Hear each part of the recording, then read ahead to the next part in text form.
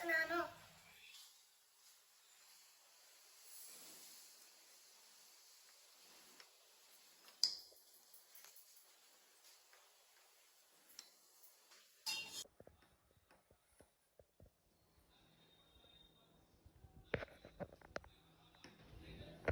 ఇంకో 2-3 చేయాలి.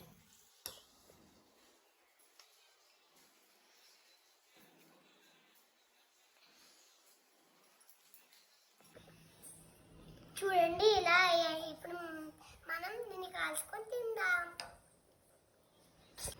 ఇప్పుడు మనం కాల్చుకుంటున్నాము.